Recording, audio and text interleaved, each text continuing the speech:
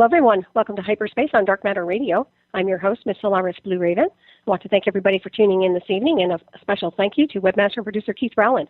And my special guest this evening is Betsey Lewis. Betsey Lewis, author, internationally renowned psychic medium, talk radio host, and Earth Mysteries investigator, inherited the gift of prophecy from her mother. 2 major UFO events transformed her early life. At the age of 8 months, she and her parents had a terrifying UFO encounter on a deserted road in northwestern Idaho. And again, at the age of 7, she was chased by a massive silver disc while walking home from first grade. After the second UFO event, she began to experience spirit connect and paranormal events, which included reoccurring dreams of cataclysmic earth changes taking place worldwide now. A message was given to her, but the contents erased until recently. For the first time, Betsy revealed the urgent message in her first nonfiction book, Angels, Aliens, and Prophecy 2, an Angel-Alien Agenda. This book includes the hypnotic regression sessions that Betsy and her mother submitted to by renowned MUFON investigator and author Ann Druffel.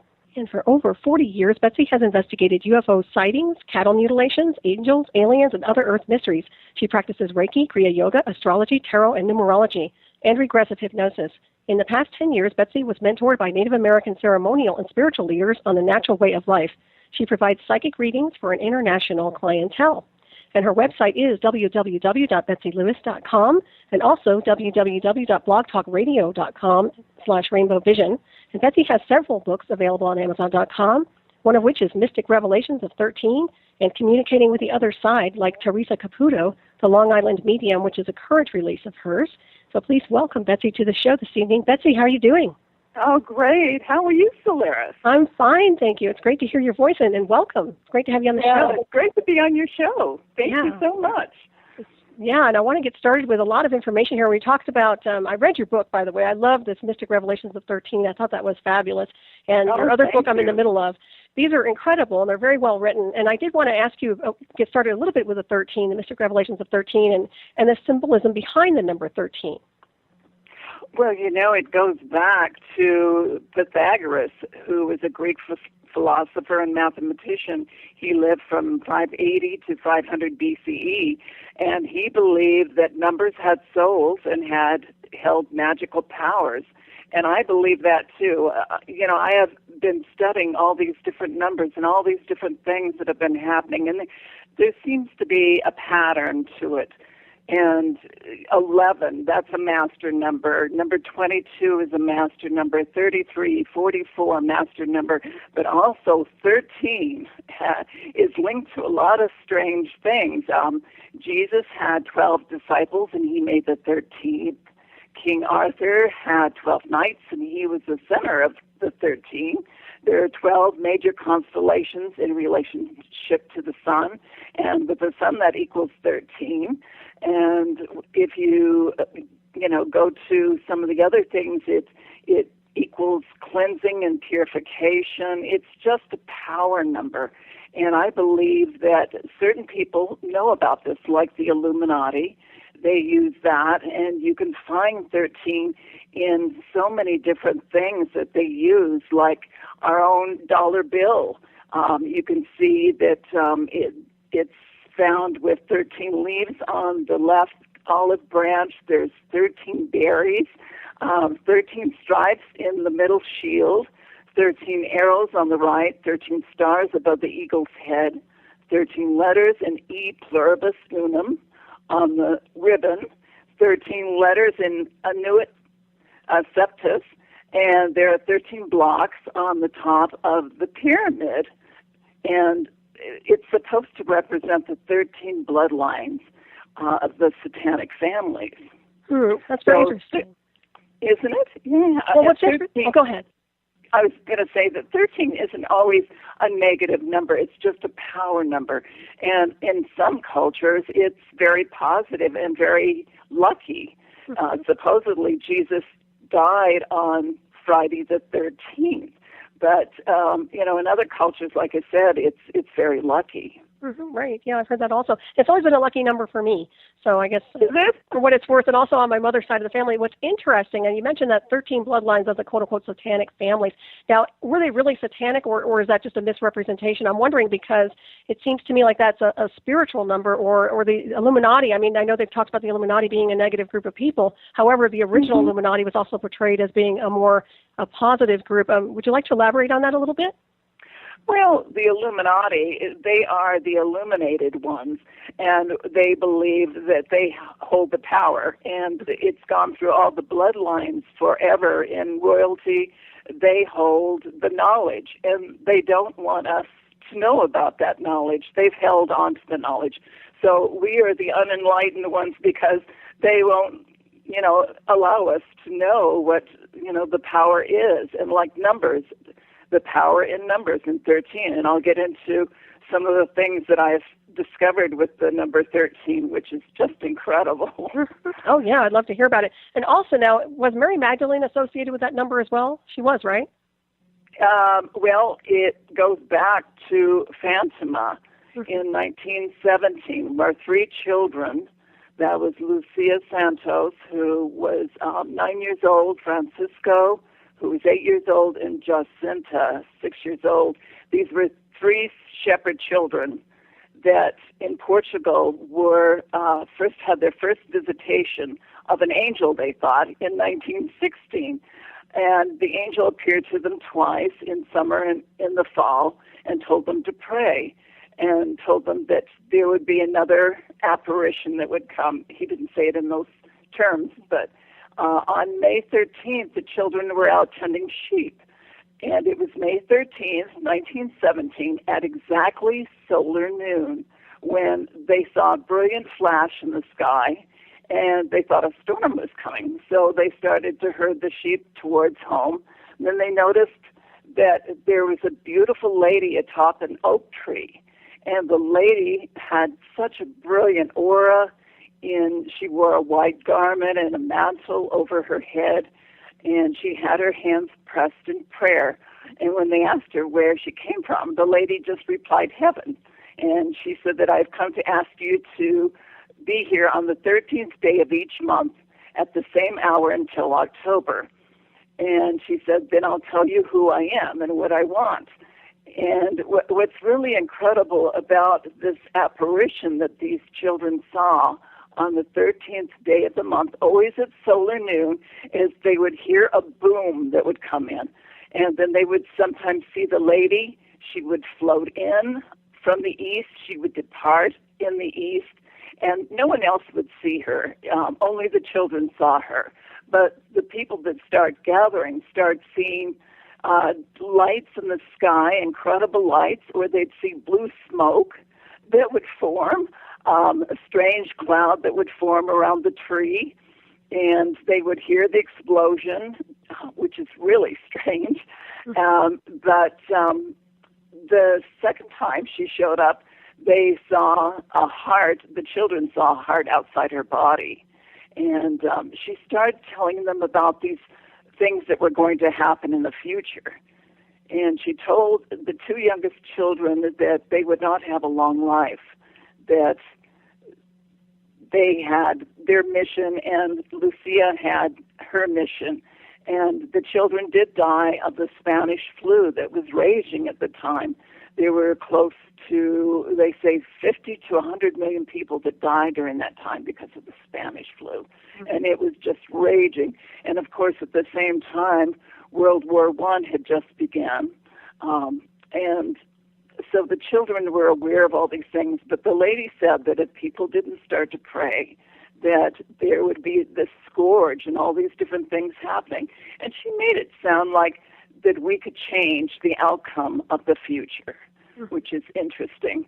But she appeared again on July 13th again at solar noon, and she showed the children a horrifying vision of the future and told them to keep it a secret until much later.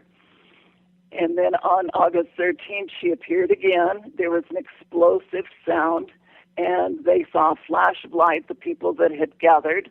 The sun actually dimmed, they claimed. And I guess around the tree where she usually stood, a white cloud formed, and rose petals started falling and dissolving.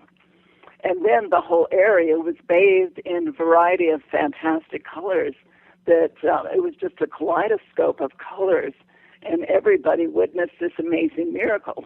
Mm-hmm. And during that time, a lot of people thought the children had hoaxed the whole thing, that they had lied.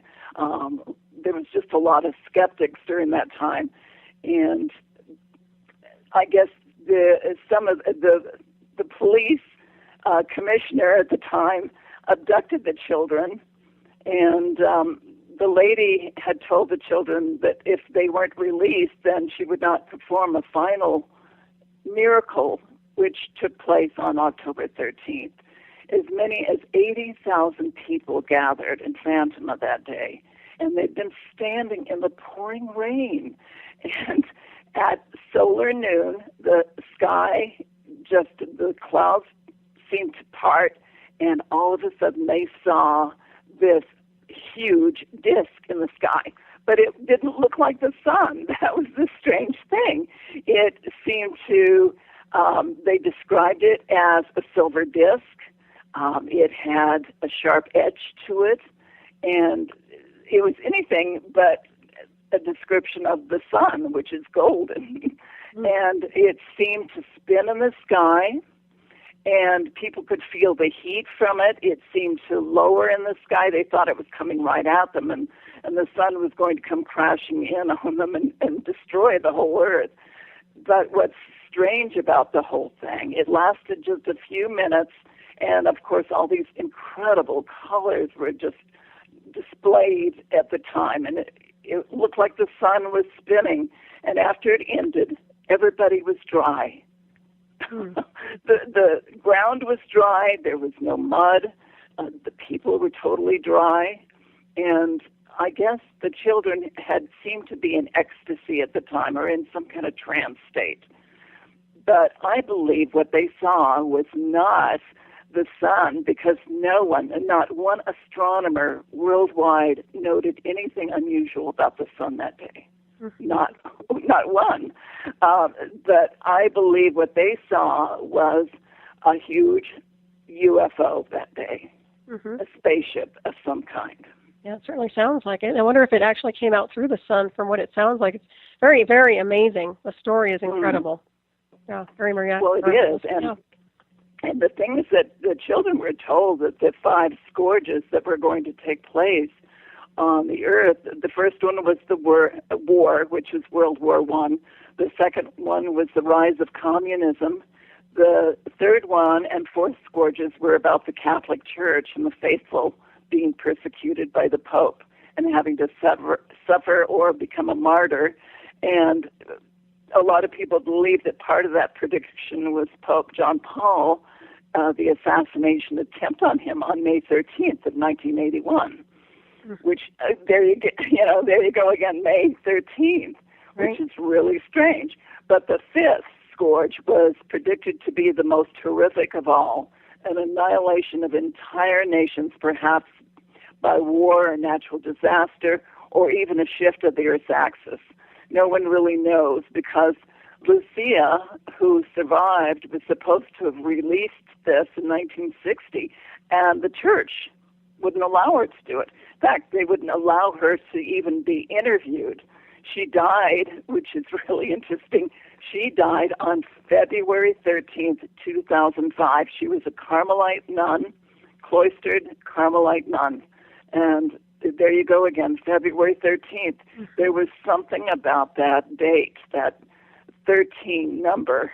Isn't that interesting? So I think even extraterrestrials or dimensional beings seem to use the number 13. It's a power number. It certainly is. And how does the Vatican tie into the number 13 and the Pope? Well, this is really interesting. Really incredible. I'll go back to May 13th of 2008. The Pope's chief astronomer, that was Benedict's Pope astronomer, his name was Father Fuenz, I I'm not sure how to pronounce it, but he claimed, excuse me, that intelligent beings created by God could exist outside space. And there was another astronomer that made a news conference. He said that if intelligent aliens came to Earth, that he'd be happy to baptize them, only if they asked. I mean, the church has made a lot of strange little hints about extraterrestrials. But what's really interesting about this Pope Francis, on last year, I had a feeling that strange things were going to happen last year, 2013. But on March 13th of last year, Pope Francis became the new pope, the newly elected pope. And that date equals 13, right? Mm-hmm. So when you total the numbers 3, 13, and 2013, that totals 13. But what's really interesting is that he also took the name of St. Francis of Assisi, which is a 13th century saint. There you go with 13 again. Mm-hmm. And of course, he was 76 years old at the time, which equals 13. And he was ordained to the priesthood on December 13th of 1969. December 13th, there we go again. Mm-hmm. And he also served, July 31st, 1973, he was named Superior of the Society of Jesus, and that was in, like I said, July 31st, so you reverse the 31 equals 13. Mm-hmm. And his motto is from Beebe's Homily on Matthew 9:13. So there's just a lot of strange things. He's also a Jesuit. Mm-hmm. And the Jesuits, not all of them, but there is supposed to be some dark rituals that are involved with the Jesuits. Now, I can't confirm that. I did find something that their oath that seems very dark, and there's no way of confirming that. I don't know if that's true, but I did find that information, and the sources that I found claim that it is true. But what's interesting, and I know we've talked about this before, Solaris, mm-hmm. that, you know, we both don't trust this Pope, right? Mm-hmm. There's something about him that just doesn't ring right. I know people love him, but I saw recently in the news that he says that the Catholic Church has done everything they can about sexual abuse, you know, with the priests. Mm-hmm. And he says no one else has done more to root out pedophilia in the Catholic Church. And, you know, that sounds like such a denial. You know, the church has been involved in some dark things during World War II, and there's just a lot of clandestine type things that are going on there. Mm-hmm. What do you think? Oh, well, I know it's always about control and manipulation, and we've discussed this before also, but usually churches are designed to control and manipulate the masses. And it's never about spirituality, it's always about manipulation, from my take and my observation. And also look at all the people that have been persecuted over the centuries for being mystical scientists. I mean, you know, and then you look at their archives and you realize that they have a lot of that data. They're following mysticism, yet they're masking it as quote-unquote religion, which is really, really interesting. And I think that numerology, the number 13, as we were talking about, really ties into that path insofar as being a mystic versus, you know, a religious person. So it's interesting that they're using mysticism. They are working with it. There's, without a doubt. And you know what I found really interesting was your book, Mystic Revelations of 13, has 157 pages, which is a 13. Now, did you plan that? Well, I don't think I did. It wasn't a conscious thing. I guess it was subconscious. I don't know. That's very interesting. Yeah, I noticed that. Thank you for pointing that out. Yeah, I noticed the numerology, and I was like, I wonder if she did that on purpose. But you know what? There's no such thing as coincidence. Once again, you're working with that. You're putting it out to the universe. Right. And it just so happens that your book has 157 pages. So I thought that was very, very interesting. You know, what's interesting about this Pope, and I know he just seems like the Pope of the people and so compassionate and wonderful. And, you know, I think there's a different side to him because while serving in Argentina as a priest, he appeared to support the bloody, dirty war that was going on, the military regime that seized power of Argentina from 1976 to 1983. And they claimed that he seemed to have helped this regime that was going on. And he also allowed 2 priests to be rounded up and tortured. So, you know, whether that's true or not, but those are the stories that have come out about him. So it makes you wonder, you know, is he really? And there's so many predictions about this Pope. Is he the last Pope? Is he the anti-Pope? What is his agenda? Because I think there is an agenda there. And, you know, what's really strange is the Catholic Church, the Vatican, has a huge telescope in Arizona near Tucson.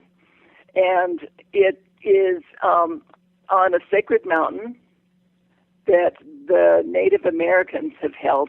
They took that mountain away from the Native Americans so they could put this telescope up there.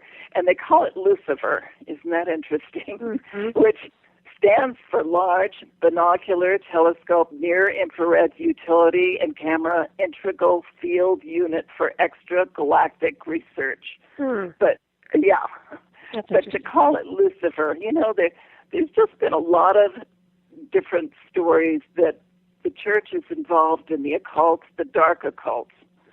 Now, whether that's true or not, but there have been priests that have come forward saying that there are many, many dark things going on there. Yeah, I wouldn't doubt it at all. And we all know that power corrupts at some point. You know, people get corrupted by the energy. Plus, there's a lot of sacred information there, you know, in the archives. So they're dealing with information that they might not be ascended enough in consciousness to handle. You know, I don't know if you've heard this or not, but they have spoken about Lucifer and Lucifer consciousness and how the Lucifer design, that whole concept is actually ascended. Now, you can take that with a grain of salt, but I have heard that.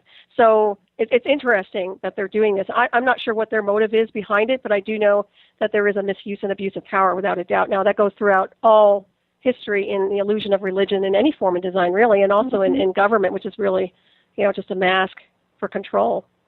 Exactly. It sure is. Yeah, it goes back to the royals and kings and queens and popes way back. Right. So, yeah, it's all about control and controlling us. And the sooner we awaken to who we are and that we do have the power, they're not the only ones that have the power, but they want us to believe that we don't. And we've been under this illusion. We've been in a coma for eons, and it's time. I think many of us are awakening now to the truth of what's going on and what's happening in our world, and we create our reality. Absolutely. Yeah, the veil is coming down without a doubt. You know, at first the veil was thinning, but now it's actually coming down. So we're actually seeing it for what it is, and that means, you know, good or bad, we're seeing it, you know, right there, right in front of us, and you use discernment as you go along. But when you look at the Master Christ, for example, you know, his language was always about love, light, ascension, higher consciousness. It was never about control, manipulation. So the message, somewhere along that line, that message got lost by the church or deliberately, you know, closed. Exactly. Yeah. And Jesus even said that, you know, that you can do what I do, that you can move mountains, and we've forgotten that. We can do that. And I think many of these new children coming in right now are coming in with these special gifts, and they know who they are. They know what they're supposed to do. They remember past lives. They speak with spirits. They have special, special talents in math and art and music, and they're creating a new world for us, which is exciting. That they are the higher evolved beings. They're vibrating at a higher level. Raising the vibration of the planet without a doubt. And that's like the indigos you're speaking about, I suspect, right? Right. Yeah. Right. Yeah, they call them the indigos, the new children, the crystal children. They've been called many different things, but they are the new children, and they are vibrating at a higher frequency. And they are the evolved beings that are coming back into the world to change it. And we're seeing that more and more. I've read so many and seen so many stories about these incredible children. I'm just blown away by them. Yeah, I have too. It's really phenomenal. And that's a nice thing because, looking over across the globe, you see all this, the opposite in the spectrum. You see all the control and the density associated with things. So it's good that we're bringing in some more enlightened beings, so to speak, I guess is the word. Right. Kind of raise that vibratory rate right up. But with the mystical power of number 13, I mean, how did you personally come about decoding this symbolism? What really sparked your interest with this? Well, I started looking at 13 with, like I said, Fatima, Portugal, but also there's been other things with March 13th. One of the largest UK crop circles ever recorded happened on August 13th of 2001. And that was interesting. On March 13th of 1997, thousands of people witnessed the largest mass UFO sighting ever seen in modern times over Phoenix, Arizona. And people were looking for Hale-Bopp at that time. They were outside scanning the skies, and what they saw was just incredible. And, of course, the military said it was flares. But what's interesting that so many of these people felt a dramatic sense of love and connectedness to family and the world after that event. And I don't think flares can do that for you. No, I don't either. But I have noticed if you experience, I'm sure you've experienced comets or any type of meteor shower or something like that, I personally noticed that it shifts my energetic in a positive or on a positive level. And I feel a lot more peaceful around the energetic and the frequency. I guess it's the transmission of energy. But I have noticed that. And I don't know if you've picked up on that or not. Oh, I have. Yeah, quite a bit. Absolutely. Yeah, and I think that's why it's such a problem when we have so many, dead satellites in space and all this junk, space junk, surrounding our planet, because it's disrupting the flow of that beautiful energy. And people may not realize it, but it does. There's 22,000 pieces, they estimate, of space junk floating around. Master number. We pollute. I know, master number. We pollute the Earth, and then we go out in outer space and we pollute that too. I can understand why aliens don't want us out there. Yeah, it's a junkyard. It's becoming one. You have to be careful with that.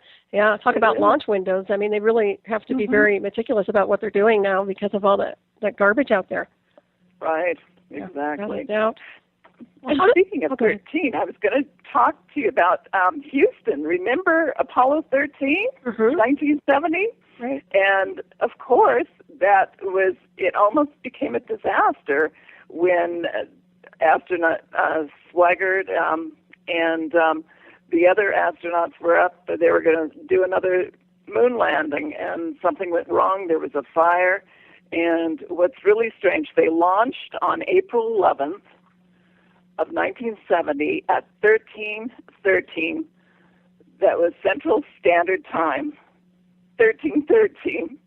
Isn't that interesting? Very much so. Yeah. Yeah. And of course, people prayed for them. Millions of people came together. They united in a common benevolent goal, and they created the outcome, I believe, that saved Apollo 13. It was a miracle that they survived. They splashed down just fine in the South Pacific, and everything was fine. But it's interesting. When people come together, we can create miracles. Absolutely. The mind is a powerful thing, and we all know that. So I think that's the one thing that they really, there's like a war for the mind these days, that's that war to control, manipulate, and push and direct the energy in another area, which isn't so positive for most people. So, yeah, it's really fascinating. That whole information is really, really interesting to me. When you talk about the number 13 relating to the Earth's destiny, what do you mean by that? Well, I believe that extraterrestrials have been telling us that something is going to happen on the 13th or around the 13th. I've felt that for a long time, and I think something's going to happen with our sun. And even though the sun has been quiet, even last year NASA thought it was going to be a big solar year, and what happened surprised them. There were a few X-class flares, but nothing that they expected. But I still think that there is a solar event coming up. And right now the sun's getting active. It did a flip of its magnetic pole just recently, and it seems to be getting more active. But I think that there is going to be something, and I think it could affect our electrical and our electrical grid too. I think that's going to happen. That happened in the 1800s with a massive solar flare when the CME actually hit Earth, and it fried power lines, telegraph lines. So back then, of course, they didn't have the internet. Can you imagine if all that went out for us? Our phones, our internet, our cell phones, just everything, television. Yeah. We can't exist without it. Well, it's part of us, right? Right. It'd be interesting if they'd probably lose it for a while, and then they'd realize it'd be really quiet. That'd be kind of nice, probably. But yeah, I understand. Yeah, that's pretty much everybody's life support system these days, whether it's a cell phone or a computer. It's a window to the world. Wouldn't it be nice to disconnect, to actually connect with Mother Nature and get back to the real world? I mean, I think it's more of a fantasy world that we live in and we watch, and everything that we see on the internet is so controlled. What's real, what isn't? Are we getting the real facts? Are we getting the real news? I don't know. Yeah. There's so many things that are being photoshopped on there. Are there real UFOs that we're seeing in some of these Photoshop things? It's just incredible. Exactly. That's where you need your psychic radar, because those of us who are really fine-tuned, we can see between it all, and behind it all. But yeah, you really have to pay attention, because everything is a fiasco. Sometimes you just look around and it's scattered everywhere. Right. But yeah, still, nonetheless, it's a good resource. I mean, I like using my computer for an encyclopedia. At times, you can find good information. It just depends on where you go. But, yeah. But can you believe everything? No, not at all. I know. I know. After a while, I want my dictionary, and I just want my own books, because those I know, right. But yeah, that's real interesting. Encyclopedias, oh my goodness, that's a flashback there. Don't you love those? I mean, obviously we're an older generation where we actually read encyclopedias, and we didn't have computers and things like that. So I used to love those. Those are awesome. I did too. Yeah. National Geographic and all that good stuff.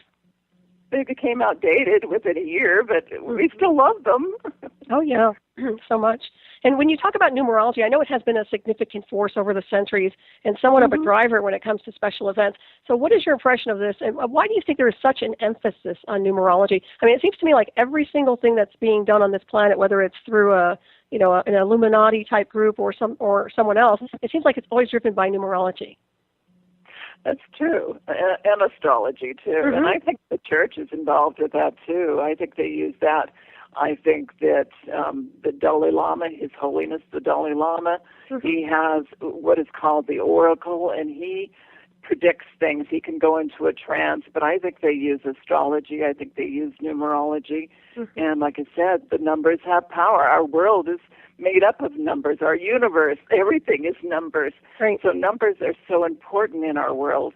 And, I've seen, Master Number Diana, Princess Diana, died on August 31st, 1997. When you total all those numbers, it equals 11. And I always felt that she was murdered, that it wasn't an accident. Yeah. John F. Kennedy was assassinated on November 11, 1963. There you have a double master number. Right. Yeah, that's pretty powerful. It is. And I'm wondering I was going to say, even recently, Sandy Hook, which happened December 14th, that totaled, that was December 14th of 2012. That totals 13. Interesting. Isn't it? Yeah, I don't believe in coincidence. No. No, I don't either. And you and I both do astrology. We're both into numbers and mysticism, and I'm telling you, I'm not buying it. Yeah, there's something to that. without a doubt. And you do talk about the secret societies and how the number 13 is significant. I was wondering, when I was looking through your book, I noticed that when you talk about these Illuminati individuals, and they call themselves the enlightened ones, but you sounded more positive about them. Was there a time when this group was more in illumination with spirit versus being corrupted? They were. That's true. Mm-hmm. And I think that's happened so many times when people get too much power. They go to the dark side, they abuse that power. And I think maybe there was a split with the Illuminati. There are still those that are truly in the light, and then there are those that are in the dark. Mm-hmm. And that's the duality of our world right now, the dark and the light. And I think there is a spiritual war going on right now. Mm-hmm. And I agree. Who's going to win? I think the white hats are going to win, not the dark hats. Yeah, I do too. I think it's also borders a technological war. I think it's mm-hmm. a technology to a point where it's really distracting the mind and the psyche, and especially with the psychotronics and and the covert stuff that I could get involved in. But there's a lot out there that people don't realize that's scrambling the electromagnetic field, which is really the aura. So we're dealing with a lot of technological issues that are a misuse and abuse. And once again, you're right, it's a misuse of power and the privilege of having access to power, which a lot of people do. So that's really unfortunate on their end. Well, the whole world, our whole existence, our whole dimension, this reality is all vibration and frequency, and everything is vibrating. And they understand that frequency. And they use that to control us, too. We have been so lied to forever about everything, about our history, about extraterrestrials.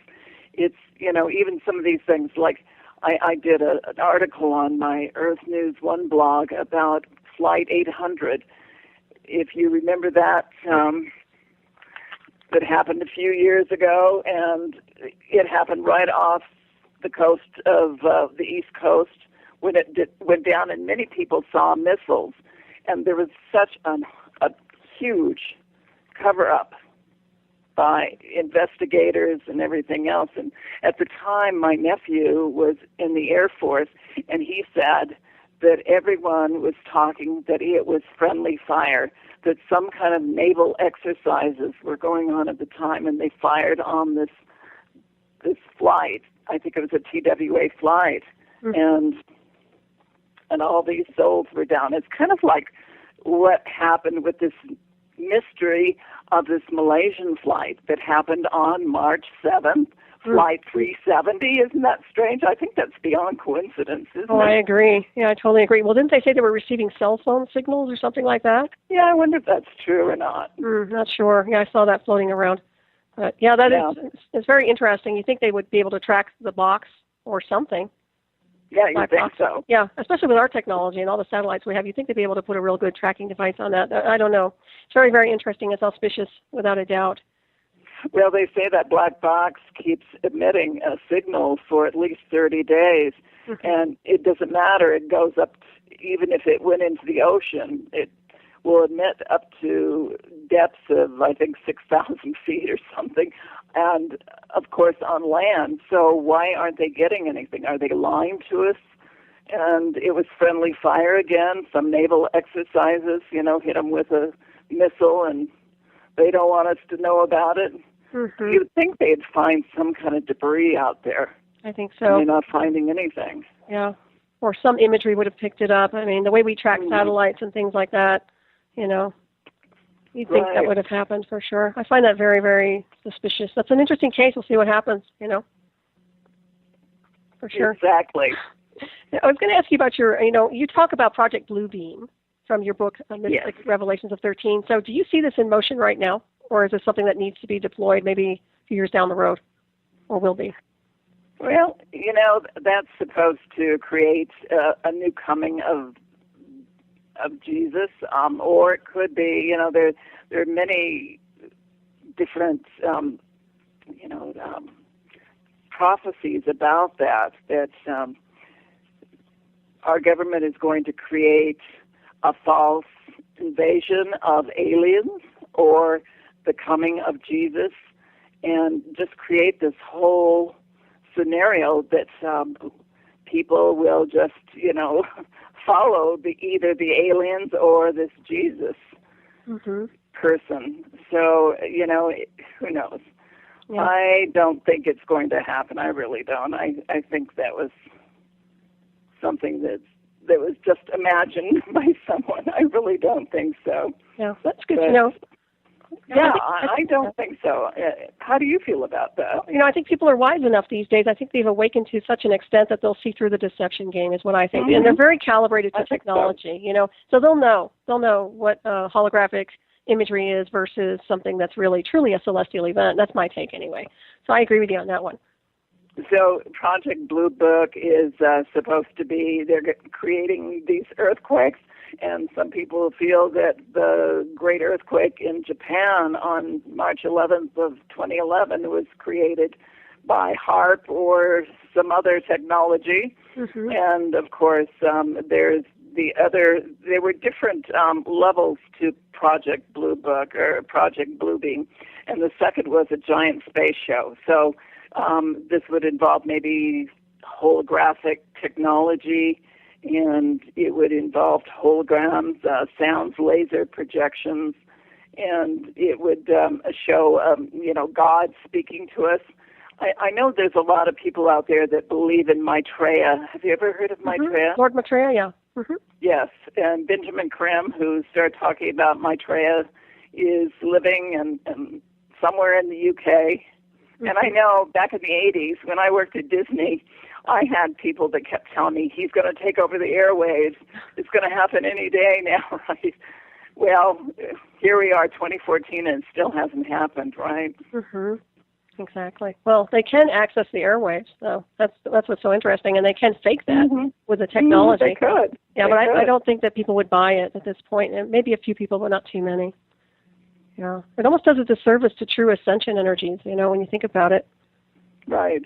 That kind of, once again, the misuse of technology, the temptation to distract, that's really what it boils down to.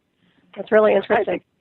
I think right now that a lot of these young people, these people that just go in and start shooting at random in schools and theaters, are being programmed mind control.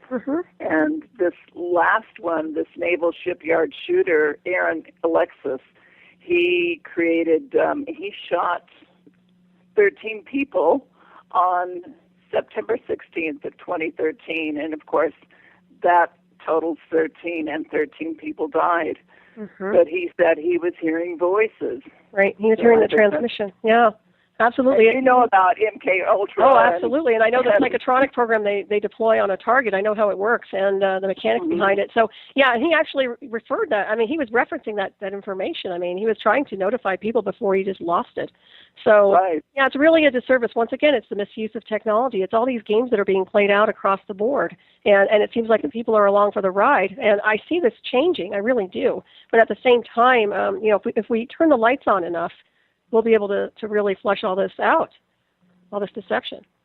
I think so, too. Yeah, because it's not doing anybody any good. I mean, if you're going around harming people and destroying things, how is that benefiting anyone on this world? I just don't understand why the Illuminati or the family of dark want to get rid of us. I mean, who is going to take care of their mansions and do their slave work?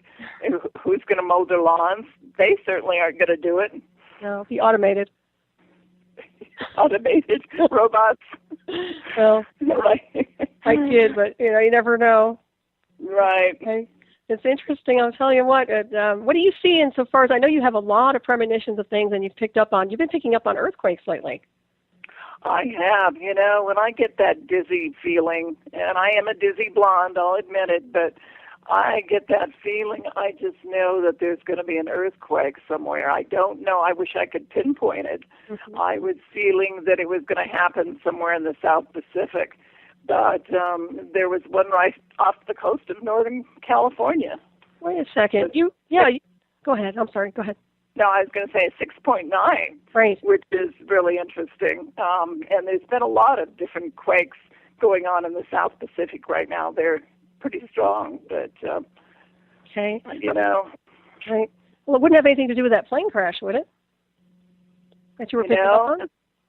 I might have been, which was on my birthday. Isn't that weird? 37, and it was flight 370. That was pretty weird. I don't know. I knew something was going to happen on that day, but I didn't know what. I'm wondering about a that. A lot of times I don't post that because I think, oh, maybe I'm wrong. Why should I post it? Well, I've been tracking you on Facebook, and I do notice that you're very accurate. You are good. Oh, well, thank you. Yeah. Thank you. I'm sure you take on more than you have to. I know. I wish I could turn it off and on. Yeah, you can't, huh? No, it just comes, and I don't know when it's gonna, just pop in. It's really strange. I get dreams that have prophetic dreams that come true, repeating dreams. I've been warned of earthquakes. I've been warned when Mount St. Helens erupted. I dreamed of that. I dreamed of 9/11 a year before it happened, and I think I told you that on your other show about that. Did I talk about that? Yeah, I think you mentioned something about an apple tree or something. Yes, right. It was the year before 9/11 happened. It was the year 2000. I think it was in the fall when I had the dream, but the dream was so clear and so lifelike and real.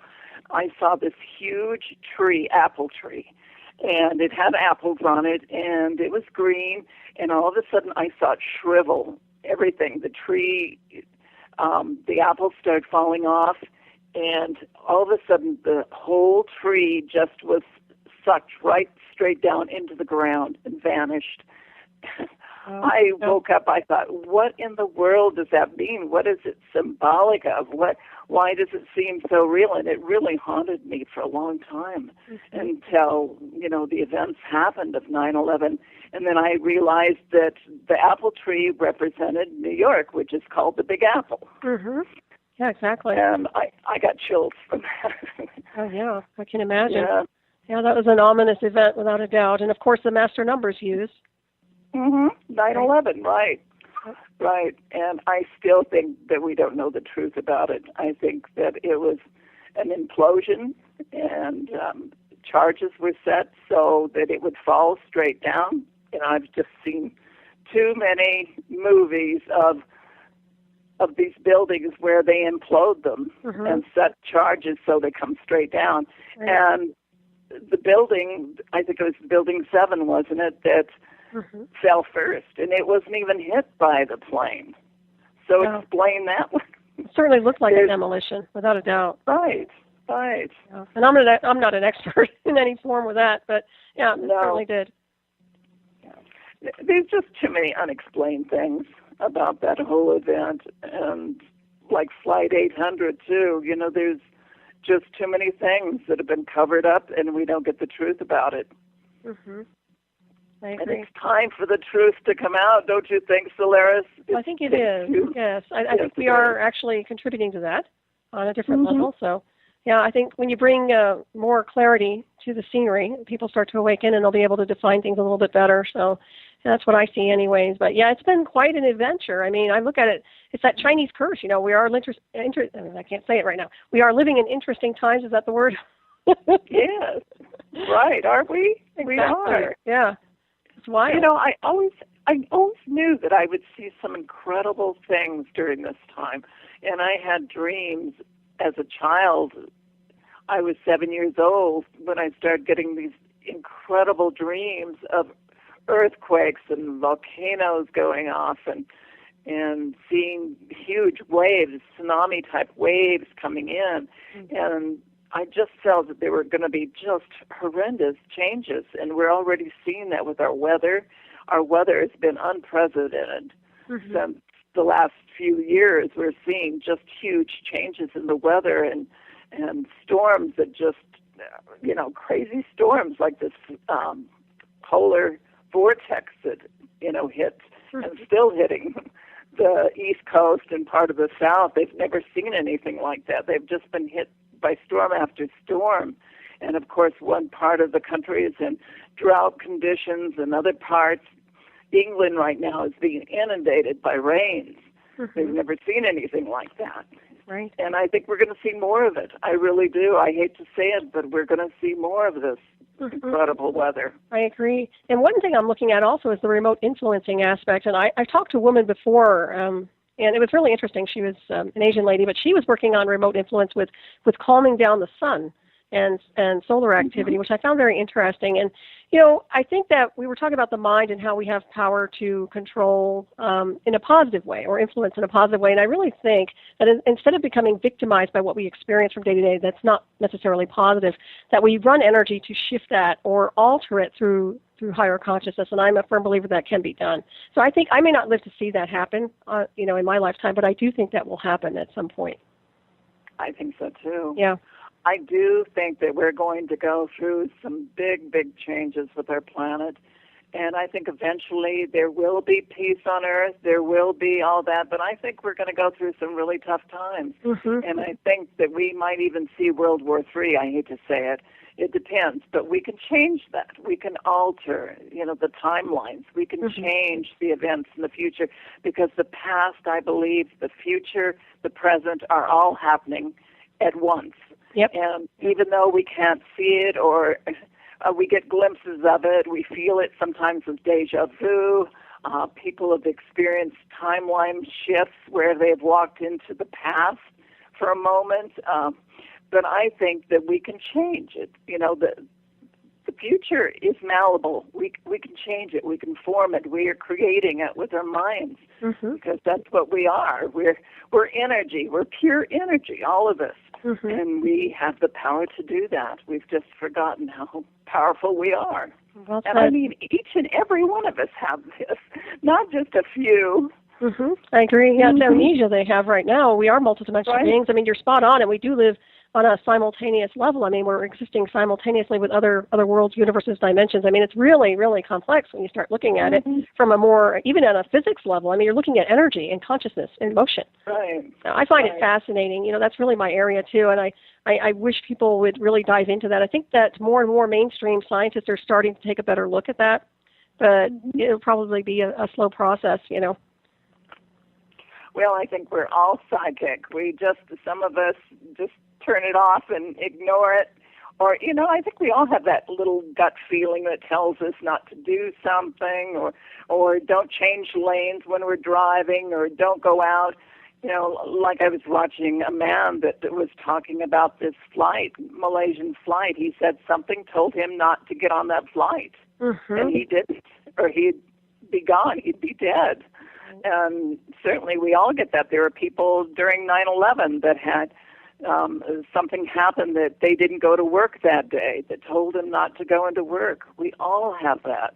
Right. And didn't you actually do a reading for someone and tell them not to go? No, I didn't. Oh, okay. No, I haven't. It was 9/11. No, I didn't. Okay, I know you've been really spot on with a lot of your intuition and readings. I was just wondering if you had been involved in that. But it is true, you know, it's more about the intuition and paying attention to your intuition and following that inner guidance, which I think a lot of people just get, you know, distracted. But when push comes to shove and it's life-threatening, I think that the higher self really does show and give messages without a doubt. It does. It does. Yeah. You know, in 1971, I lived in Los Angeles, and I kept having dreams of a big earthquake, and 3 nights in a row I dreamed of a big earthquake, and I would be okay, my mom would be okay, and friends would be okay. And on the third day, well, actually it was the fourth day, the fourth morning, I got up early, like 5 o'clock. I worked at a brokerage firm at the time, and I was dressed and everything, and at 6 o'clock exactly, this is February of 1971, I felt the whole building start swaying back and forth. You could hear the moan of the earth. That was my first big earthquake. And I had to crawl to the door. I was trying to get out, and I couldn't open the door. And I kept thinking about this big earthquake that happened down in South America where everything was collapsing. And I kept thinking, oh, this building is going to collapse. And I was fine, of course, but it was frightening, and you feel very helpless in a big earthquake. I'm sure. I've only been in one of those, but it was enough for me. Yeah, it wasn't that big either. So. But we were talking about the numerology. How would you go about telling someone or assisting somebody in finding their personal or perhaps lucky number? Well, I was looking up your information. You're April 20th, right? Yes. Yes, it's coming up, isn't it? Oh, it is. Thanks for the reminder. And so this is your year is let's see, your year would equals 13, but you total the 1 and the 3 equals a 4. Mm-hmm. So your personal number this year would be number 4. And it's a time to concentrate on your work and the material plane. Organize, start cleaning up your attic, desk, declutter, including people. You can declutter. It's a time to get rid of the old and start anew. It's also pertaining to money and possessions and what's important to you now. And also getting back into healthy things, exercising. I know we were talking about that before I came on the show. But also it's worldly success. So I see a great year for you. It's going to be a great year. Well, thank you. I wasn't expecting a brief reading. Well, that's great. Sweet, thank you. That's very, very interesting. Yeah, I'm a firm believer in numerology. I really am. I've watched it in motion, and it does make sense. And not to change the subject, but on your other book, no, not that one. Let me see here. Communication with the Other Side, or Communicating with the Other Side. Now, what I found interesting on this book is that I did the numerology at the very end of how many chapters you had, and this one's a 7. Did you notice that? No. Oh my God. Isn't that interesting? So you're actually following spirit without hesitation, consciously, because it's all adding up in alignment with spirit. I found that very, very interesting. I didn't want to change the subject, but I did want to bring that to your attention. That's fine. What's strange is that a lot of people in their birth dates, like I was born on March 7th, and I was born at 7:48 in the morning. There's the 7s. And 7 is another power number, and it's found, let's see how many times in the Bible, like I think 200 and some times in the New Testament. Mm-hmm. So that number is also a power number. Oh, yeah. And it's used in many things. Mm-hmm. Temple initiate numbers, actually, too, in mysticism. Yeah, very much so. That's a really good number. Actually, I have a 7 also. Do you? Yeah, I know I do. Yeah. Is that your soul number? Do you know? It is. It is. Mine too. Wow, interesting, huh? Yeah, No such thing as coincidence. Right. While we're on 7 was supposed to be kind of the, not the recluse, but someone that's in the background and kind of a loner type person. And here you are doing a talk show, and I have a talk show. So I guess that's not totally true.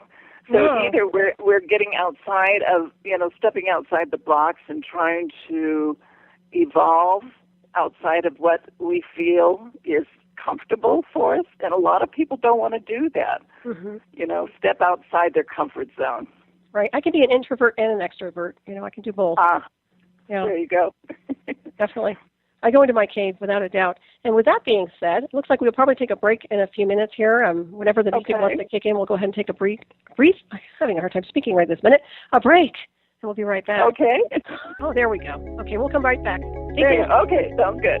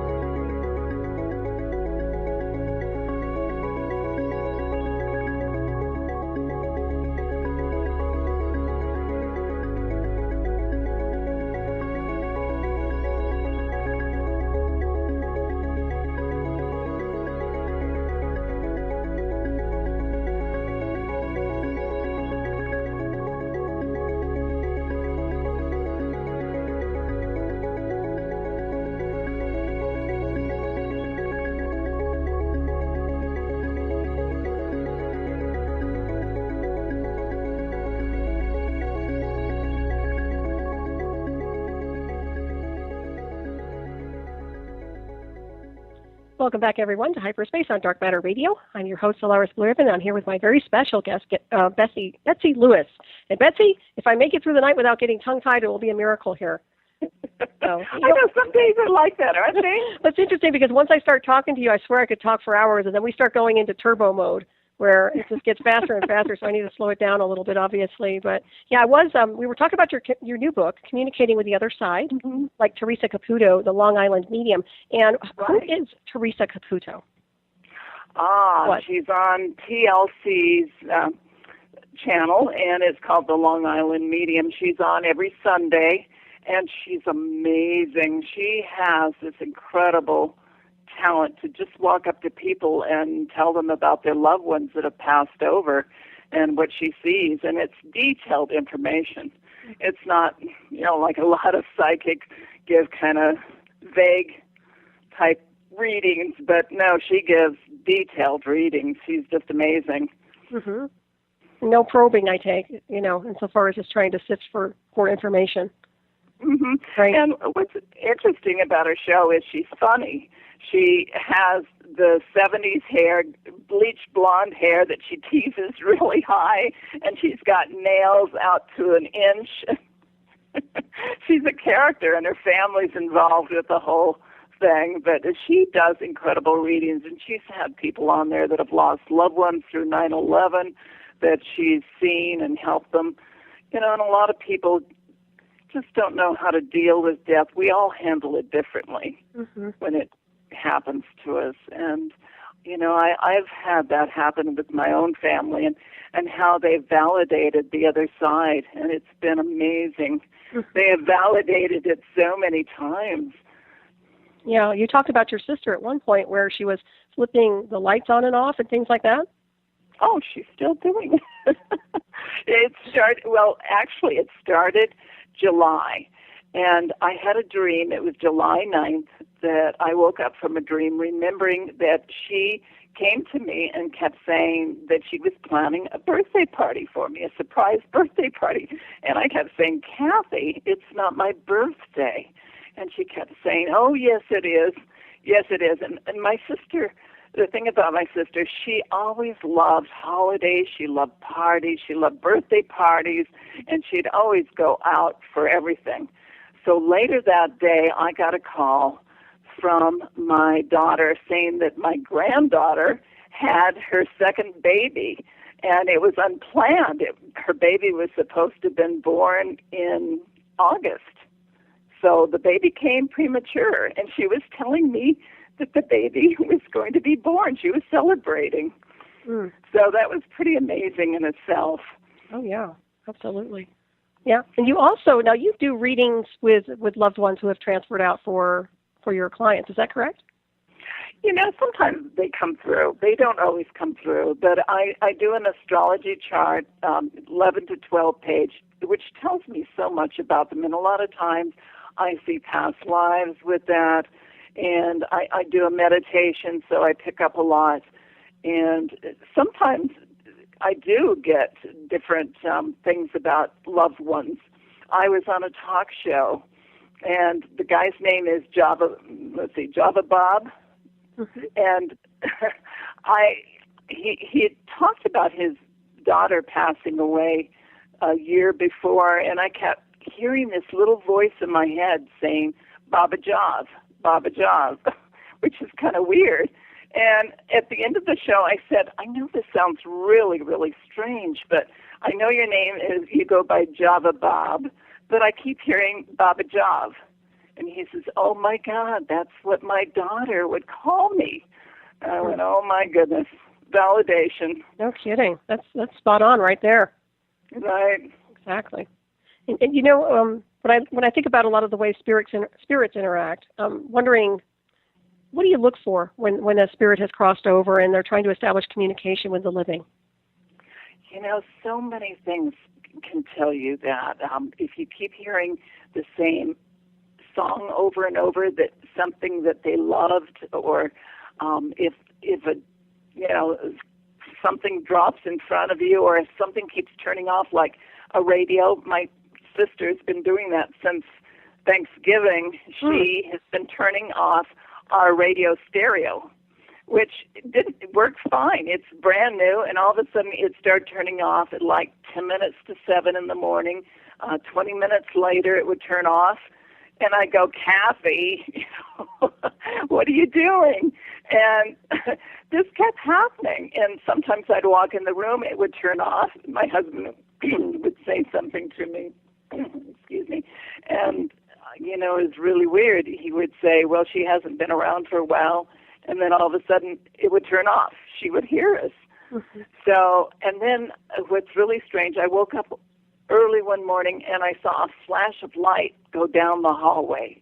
And I thought, that's Kathy. And then our cat was in the hallway, and he reared up one night like he saw something, where the cat's hair stands straight on end, and he was hissing. I thought, oh, he just saw Kathy. Yeah, they're very sensitive. Amazing.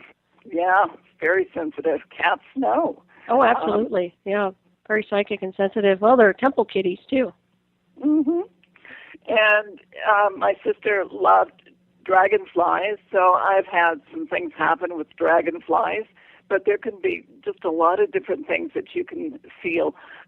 After my mother passed away, I felt like someone had taken a feather and just stroked my face with it real gently, and that lasted for months. I could feel it. Oh, that's nice.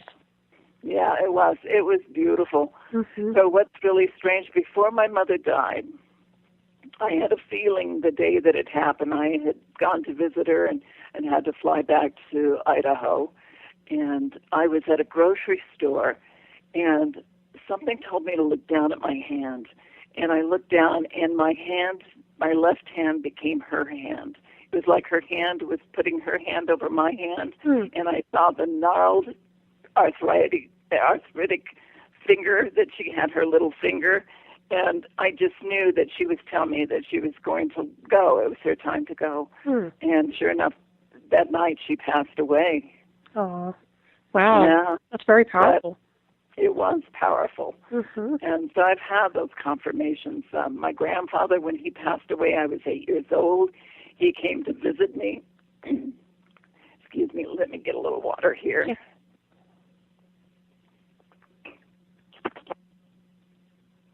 He came to visit, and I was asleep. I woke up in the middle of the night. I saw this gauzy form of a man standing next to me, and I love my grandfather. He was just the funniest guy. He called me his little kooks, and he would put me on his lap and make me laugh, but he had passed away from a massive heart attack, and it was a few months later that I woke up and saw this form of a man standing next to me.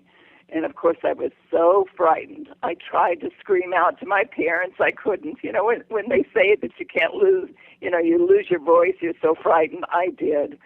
And I pulled the covers over my head, and I kept saying, go away, I don't want you to come back. And I wasn't sure who it was, but I told my mother what it looked like, and she pulled out some photos and showed me what my grandfather looked like when he was young and in the military, and that was him. So I knew that was him that came to visit, and he knew how upset I was and how much I missed him. Mm-hmm. Oh, absolutely. Well, you've had quite a bit of activity with your ancestors, without a doubt. Oh my gosh, yes, yes. Yeah. Have you ever had any negative spirits visit you? No, and I'm really thankful I haven't. I've never dealt with that. Of course, I write about my uncle through marriage. My step-uncle was William Peter Blatty, that wrote The Exorcist. And of course, he wrote about something very dark, and it's probably one of the scariest movies that ever came out at the time. Right. And it was based on a true story. He, of course, embellished it, but it was based on a true story of a boy that was possessed. And I do believe in possession. I do believe that people can be possessed by lower entities on different levels, lower levels of existence. But he made that known to a lot of people that probably didn't believe in it. And, of course, there are priests that do exorcisms, and that's quite true, too. Oh, if I didn't agree with, the language that he used and some of the other parts of it. But right. Well, the movie alone was the vibration was enough for me of that film. Oh, yeah, definitely. They were. Well, the funny thing is when you start putting that in film or on film, you're conjuring up the energetic associated with it. Now, whether it was even a real event or not, obviously it was. But what's interesting is you're still imprinting. So it's kind of has a real strong effect. I mean, on a lot of different people, especially sensitives, without a doubt. Right. Yeah. And it's just been amazing, and I'm so glad that I've been blessed with that. At first, it really haunted me because in high school, I had visions of 3 friends that were going to die in a car accident, and they did die in a car accident. And I kept saying, I don't want this anymore. I don't want to see anything. And I tried to suppress my psychic ability, and I didn't want it. I just didn't want to see these horrible things. Right. And for a long time I did, but it came right back again. It wasn't going to let me, suppress it. I wasn't going to be a psychic ostrich, sticking my hand in the sand. No way. What's interesting about that, it's almost like, well, you can tap into the lower astral where I think the transmissions are a little bit more dark and maybe perhaps negative, and then you can go to the higher realms where you're dealing with more celestial designs, which is where I like to stay. But I do understand what you're talking about, where you get visions of things that are just not comfortable, so to speak. Yeah. Right. It's really it's heavy. Right. It's a heavy cross to bear. It is. I've had a couple of things happen that involve murders, and I don't like to see those at all.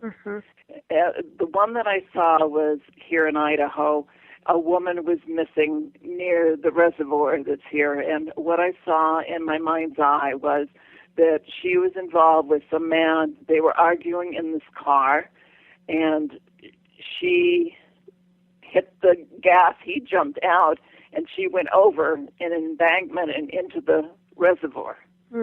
Well, they couldn't find her. They searched and searched, and when the reservoir started going down, they finally saw the car, and they pulled her car out, and she was in it. So that was true.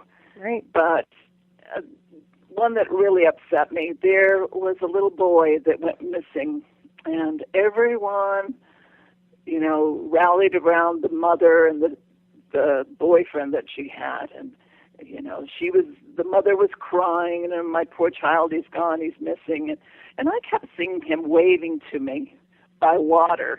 He was like waving goodbye, and I thought, they're lying. They have something to do with this murder. And sure enough, it came down that she and the boyfriend had killed, I guess the boyfriend maybe more so had abused the boy, and he ended up being drowned in the canal, which was just horrible, but I don't like to see those things, but sometimes I do. Right. Do you work with, go ahead. No, I wouldn't want to work with law enforcement. There you go. You read it. No. No, thank you. No. I couldn't do that. Right. Well, you're very good. Obviously, you know what you're seeing, and it's accurate. I'll tell you that much. Very impressed with that. Well, my mom was really psychic, too, and I know I inherited that to her. She could astral project, and people would see her in 2 different places at once. And miles away. She was amazing. She remembered past lives. She remembered being a laborer on the Great Wall of China and actually being buried inside the Great Wall, which wasn't known during those times until later excavations uncovered that information. But she believed in reincarnation. She always said, I'm not coming back. I'm not coming back to this earth again. I can't stand it here. But I think she did. Yeah. I think she came back as my granddaughter, actually. Wow, interesting. I know. Have you done your granddaughter's chart? I'm sure you have, right? I have. But what was interesting is that my sister had a dream about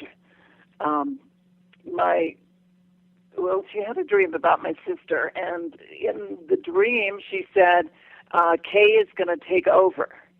And she didn't understand what that meant. This was my, this is my half-sister that told me that she had that dream, that Kay was going to take over. No, it was actually my sister, Kathy, that told me that. And we kept wondering, well, who's Kay? And then my daughter had her baby the same year my mom passed away in 1997. And guess what she named her daughter? Alexis Kay. No coincidence And I there. went, yeah. And we thought, isn't that strange? But I had these dreams about my mom. She would be fully clothed, and I would see her going into the ocean and diving in. And I thought, I wonder if that means rebirth. I had that feeling that I was being told that she was going to be reborn again. That's powerful. But what's really strange about my granddaughter, now that she's older, my mother loved Betty Boop, memorabilia, right, and the cartoon. And so my granddaughter started collecting it out of the clear blue. And, of course, she loves spaghetti. I guess most kids do, but she just loved spaghetti. I think she lived on spaghetti, just like my mom. My mom loves spaghetti. So I thought, there's some strange things. It's DNA. I don't know, but definitely. There's something I felt that there was that essence of my mom there when she was born. Oh, exactly. And when they do transfer out, when they do die, how long do you think they stay around a loved one?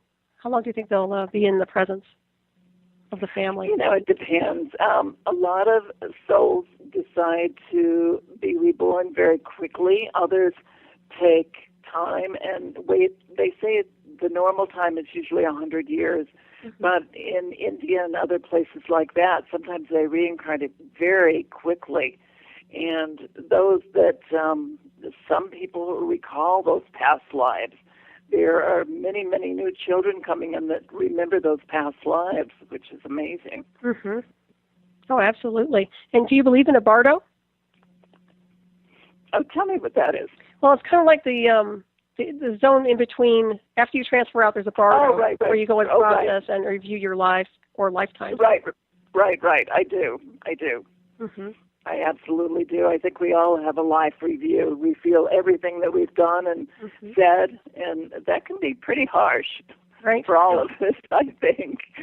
Yeah, I agree with that. Because when you think about the things that you think about, not only say, but think about it, that's all recorded on the Akashic records. And that's imprinted on the skeins of time. So everything is recorded. So if we think that we're getting away with something, we're not. It's all recorded. I agree with that. And I guess I would have to say you do believe in heaven and hell, or don't? Do you just think there are cycles or progressions of evolution when you transfer out? I think we create our heaven and hell. I really do. I think that our thought forms happen instantly when we're on the other side, and those who believe in hell will find them in hell. Those that want to believe in heaven will find themselves in a heaven. I agree. Yeah, they manifest. It's kind of like the movie What Dreams May Come with Robin Williams, where he finds himself on the other side and he's creating everything, this beautiful world with flowers and everything, and his family and everything. So I believe that. I think we're creating it. And I think, like in my sister's case, she's learned how to manipulate electrical things. She's gotten pretty good at it. Oh, yeah. Well, I've heard spirits kind of feed off of electricity, and so that makes sense right there. Right. Trying to contact you. And have you done any automatic writing at all? After my mother passed away, like I said, I started feeling the feather on my face, and I sat down and something just poured out of me. It was just like something had taken over my hand, and what poured out was her apology to me and what both my sister and I had gone through with her, and it was so beautiful. I thought, I don't know if I could have written this. Did it come from me, or did it come from my mother? I think she did come through me. Right. Yeah, and that's in the book, too. Yep. I was going to say your higher self, everyone's higher self, oversoul, superconscious is always connected to our ancestry, in my opinion. So I would say that, even though we're not consciously aware we're in connection with other beings, including our ancestors, when they transfer out, it's my impression that the higher self is always in communication with our relatives. So what is your take on that one? Run that past me again. I'm sorry. Well, the higher self is in communication with our ancestors and anyone who's transferred out. We automatically have a relationship and a communication with our ancestors or someone in our family who's died. And so that's how I believe we receive information. It's through the higher self of each individual that we're in constant communication with those beings, those life forms that have departed from this world, if you will. And I'd like to know what your impression is of that. So, yes, I do believe that we are in communication with so many. I think at night when we dream, we go to other places. We do astral project.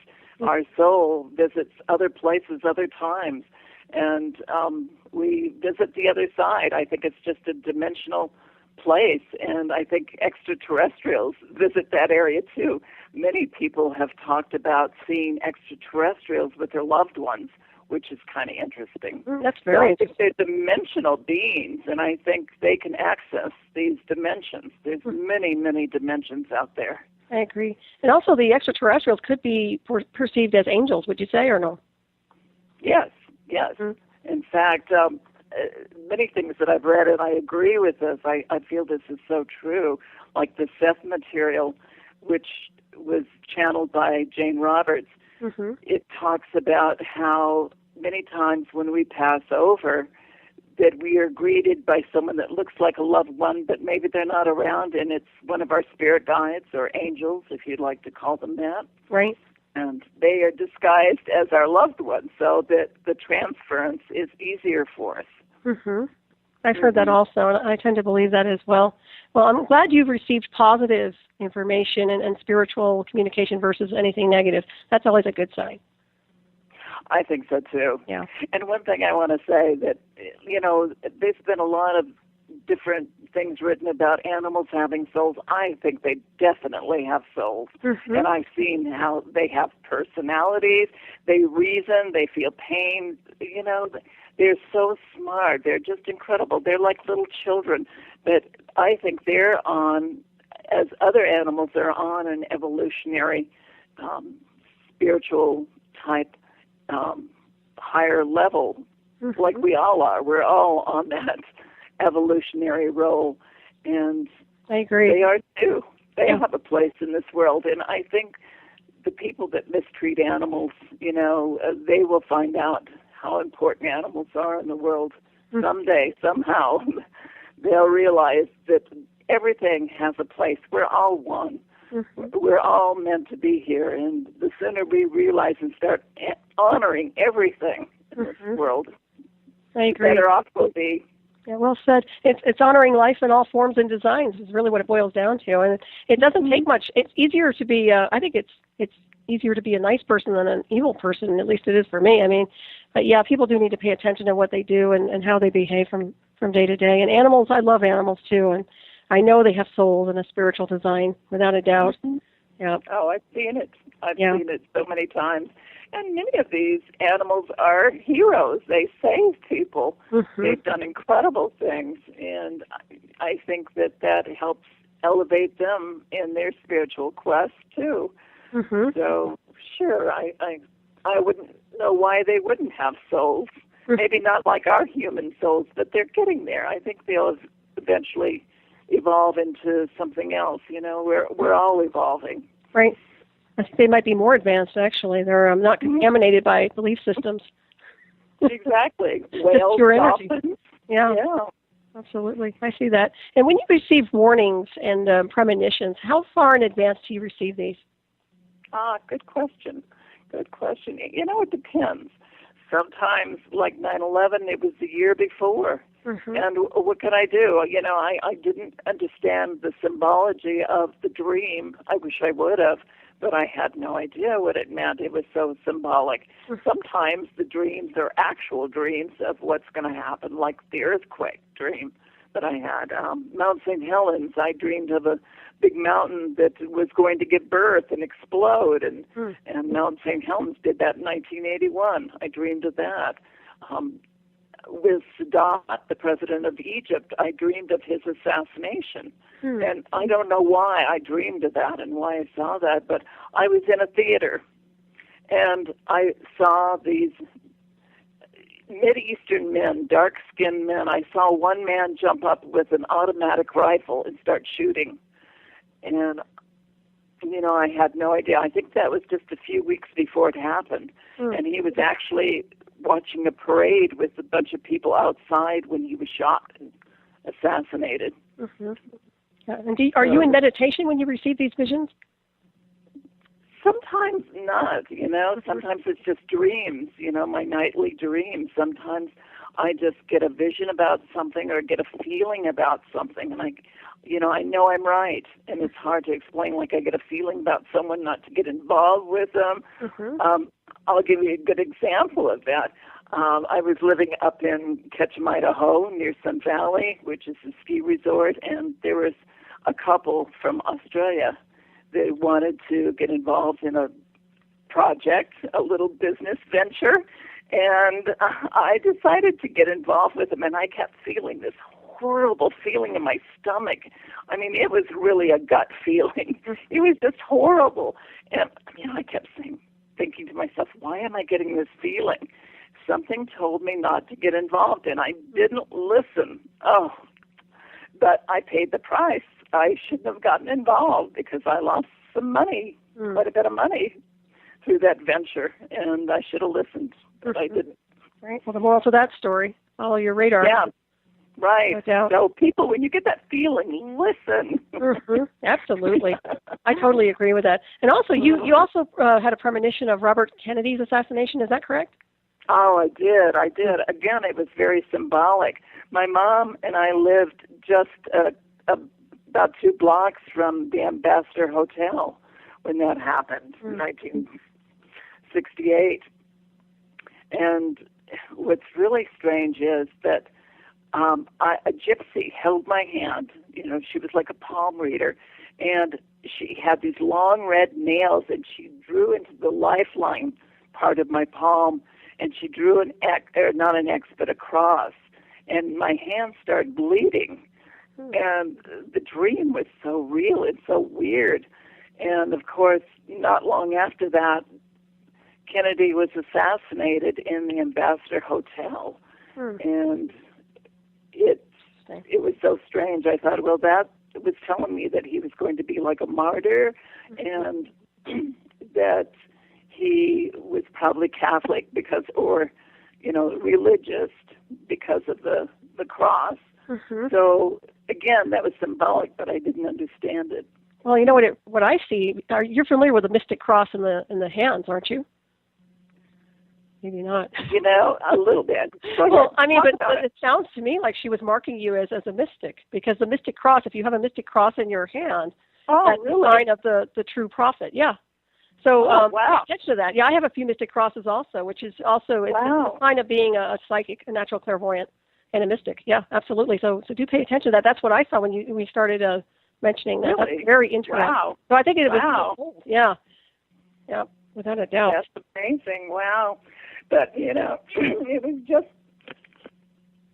was just terrific to know that there was that premonition, and that what, I'm going to have to change phones here. I hear clicking here. You hear clicking? You sound good to me. Oh, yeah, I can hear it. My phone's starting to go dead. I've got a wireless phone here. Let me change phones real quick here. You want me to hang up?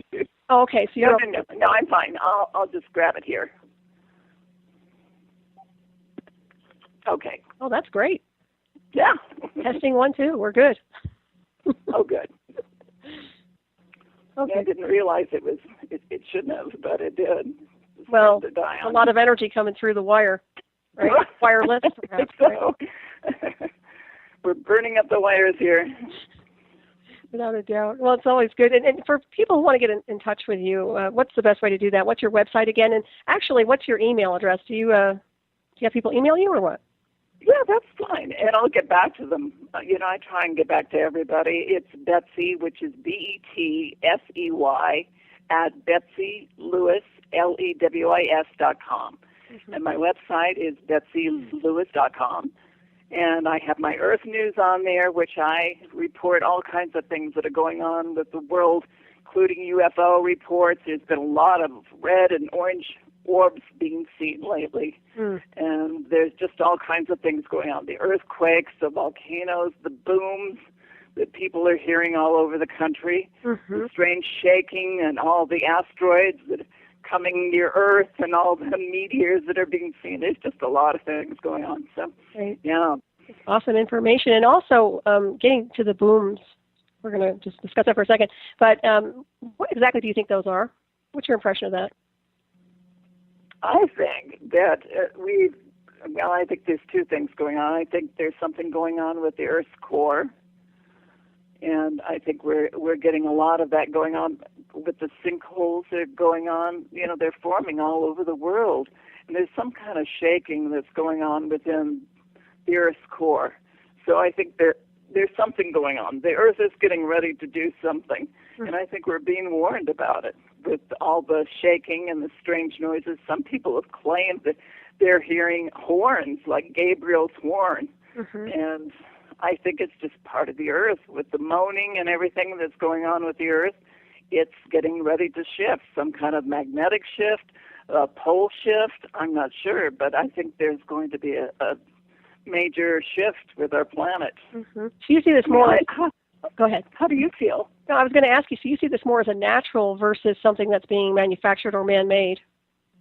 Well, I think that we've got some forces out there that are doing a lot of things to our planet, and I think that they're escalating things. I really do. Kind of an induced labor effect? Right. Yeah. Right, exactly. Well, they're contributing, let's put it that way, enhancing. I would say also. Yeah, I would agree with you on that one for sure. And I haven't heard much about the booms, but that does strike an interest in me, and I've looked at your information. It's very, very interesting, and I suggest people take a good look at that because there is so much happening which really doesn't get reported to some extent. I know. Overlooked. I know. No, the main news won't talk about it unless there's a sinkhole that opens up that devours all these Corvettes, in that museum. In Kentucky. Right. They reported on that, but and there was a house, a couple years ago that was swallowed up, and I think there was a man that died from that. Yeah, that was in Florida, wasn't it? Right, exactly. I heard about that too. So there's been a lot of strange things like that going on. Yeah. And I think that the dimensional beings or extraterrestrials are watching. There's just been a lot of these orbs and strange things that are seen in the sky. So I think they're watching us. They're telling us that something's going to happen. And people are actually noticing this. Right. And I wouldn't be a bit surprised if we don't get some kind of mass, huge sighting sometime soon. You think so? I think so. I think that's coming up. I really do.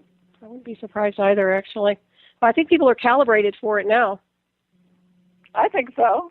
I don't think people will be frightened. Do you think they will? No, not at all. They're so conditioned between video games, television, and regular sightings. And then, of course, a lot of that is our craft versus an off-world craft. So, yeah, time to set it all in motion, I guess.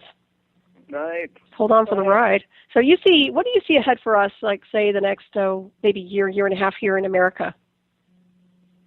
Well, I think a lot of our rights continue to be taken away from us, and I think that, of course, there's going to be more with Congress, the fighting going on. I know that a lot of people think Hillary is going to run, but I think there's going to be some more scandal on her, and something's going to stop her from running in 2016. I really do. I think that if she does get back in, it's going to be the same old, the same people. They're part of the, puppet master's puppets, and they're being controlled, and what they're doing to us is just taking more of our rights away all the time. Yeah, I see that too. I'd like to see a reset button myself and kind of clear everybody out and bring in some new energy, new blood, new beginnings, positive things, versus all this. Seems like it's just too much organized crime everywhere in the name of whatever organization it is, corporations or even religions, It's just ridiculous. I think we had to get out our brooms and just do some major housekeeping. Get rid of all these people, like you said, Congress and everything. Yeah, I think it's critical at this point because it seems to me like we're off balance, and we've talked about this before, how everything is just not in balance. And, we definitely need to restore that. And I think that, everything has been so male-dominated. I'm sure the men listening out there are not going to like this, but it's true. We need to bring back the feminine, the goddess, and our planet needs that. It's out of balance. There's just too much testosterone out there right now. No, I agree. It's true. It really is. With wars and everything else, we need the softer side.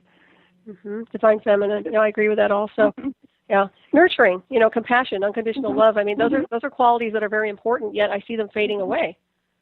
Yeah, from day to day, people get so distracted by everyday life they forget consciousness, they forget compassion. The little things, just respecting life in general, respect for animals or plants. I mean, it's really important. And I always like the Buddhist way of living insofar as I like their concepts of how they treat life, how they respect life. I think that's very important. Well, even indigenous people, honored the woman, even the elderly, the grandmothers were important. They were sacred. They were shamans. They were medicine women. They were honored. And even further back, there were societies that honored women and their role and their leadership. Oh, absolutely. And it's time to bring that back again. I do believe it. I feel that. It's like you said, the softer side. Well, yeah, I actually think it is coming back. I do. And I also think that there's a warrior spirit in the women, in the feminine, divine feminine also, where it's more the God energy restored into the feminine divine. Kind of like the Mary Magdalene. Yep, right. I mean, she was a very powerful figure. She was. Exactly. I think that's coming back. And I think more so in the years to come. I think with all this, there has to be a balance. And when we're so out of balance, what is it? Something horrendous is going to happen to put us back in balance, I think. That's what it is. It's a shock effect. They have to take a step back and out of the whole illusion that they're completely consumed in. And it's probably going to be something like a major earth change, like what you were talking about. Right. Hopefully it won't be a war.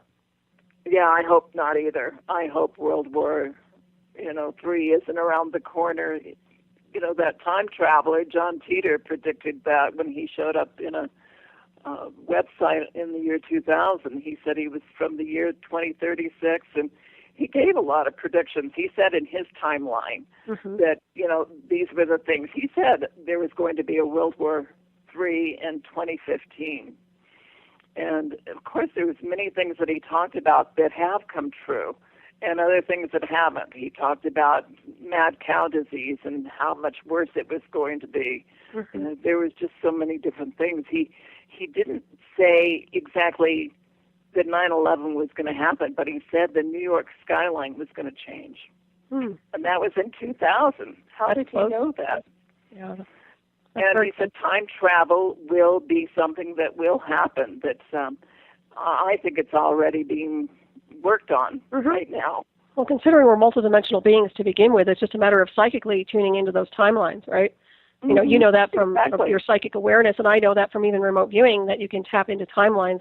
But at the same time, they come and go like it's ebb and flow, like an ocean. I mean, you're constantly looking at different things that change and shapeshift, and also they're formulated by belief systems. So that's another thing. If you tune into the mass collective, which is based on consciousness, you're going to tune into a frequency and see one thing, yet it may not hold that resonance and that structure too long because the consciousness is changing. It's really interesting. Exactly. It is. And I think we're going to start understanding more about dimensions and even parallel worlds. I think that there is a parallel Earth. And I think that John F. Kennedy may have survived in that parallel world. Everything might have been totally different. And, I think I get glimpses of that. I don't know. I think we talked about this. But sometimes I hear about someone famous that died, and both my husband will say, well, he died 10 years ago, or she died, 5 years ago. We remember it so clearly, and then to find out that they just passed away. Yeah. And were we picking up on another parallel world? Did a timeline change? Exactly. Did we change something? I think so. I think so too. And also, if you're very psychic, you're probably tuning into the ascended level of their consciousness and design, where they are complete and they are okay because they're living and residing in another universe or another dimension. So that makes sense great also. Point. Yeah. Yeah, great point. They never die. We all know that energy just changes form. It never really doesn't ever become extinguished, so to speak, which is nice. And we are energy, as you pointed out earlier. Right. Yeah. No, we are. We're all energy. I think we need to remind ourselves of that. Yeah, exactly. And we can do so much. Like I said, we can change things. We can change. There are no set things in stone. We can change that. We can change everything. And, with maybe certain things that happen outside, like earthquakes and everything, we can neutralize it. Maybe that earthquake will happen, but maybe it won't be as bad as what, people thought, that, the sense that they're getting. Or maybe if we are more in harmony with the earth, we will stop these major earthquakes. Once we start connecting with Mother Earth again and start understanding that she is a living being. Exactly, I agree. Tuning into that harmonic and just basically, riding the wave. Right. Talked about that also. Navigating to a higher level. But it would be interesting to see if people could just kind of reset their own spiritual compass and start moving on and beyond the illusions of these false fabrics. And we would really change the world. You're right. We could change this world to a much better place. I mean, what I see right now, I know can change for the better. But at the same time, it's we can do things with our singular consciousness. But it would be nice to see other people stepping up and doing something as well. And that's that we talk about the Vatican, we talk about other churches and things, and that's really interesting because I think they are kind of stepping down on an energetic level. Now, we talked about the Pope being the last Pope. That's highly possible. This is the last ride for them. But at the same time, it's almost like they're handing the torch to something or someone. That's what my impression is. And most of these religions are male-dominated when you think about it. It's time for women to be in these areas to dominate. It's been the priests and all this sexual abuse going on. Enough is enough. Right. Yeah, there's nothing spiritual about any of that activity, So no. It's service. And what they're doing with harming children is taking away that power. They want that power from children because children do have a lot of power. Well, they're pure energy, yeah. Yeah, they are. They are pure energy and innocence, and they take that power from them. Right. Yeah, I see that also. And even people, some adults, they're very naive too. I don't think they're vicious. I just think a lot of people are naive. It doesn't occur to them that there's a deception game going on across the board here on this planet. I don't think they realize that, and I know I didn't growing up. So I'm sure there are quite a few that don't understand, and it's okay. They don't have to understand, but pay attention to what's happening on this world, and your fellow man. Hear what they say and watch what they do. I tell people all the time, because it will always either add up or not. Right. In this book called The Handbook of the New Paradigm, I love what this man did. It's all channeled. But it said, would it be a surprise to inform you that you are writing the lines, and until you can figure out a point to the script, there is none. So we are writing the script to what's happening in this world right now. I agree. And until we figure out what it is. Yeah, that's well said. Go ahead. No, I was going to say they are writing a script also. They're actually, a lot of what's happening today is based on a script from these whatever you want to call these areas in the underground, but they're literally going by a script, and everybody's following that script. But you're right, we need to create as we go and manifest as we go to the highest level, for the highest good, and not for all this other stuff, which is really just doing, like I said, it's a disservice to the earth and to the people here from what I've observed. So.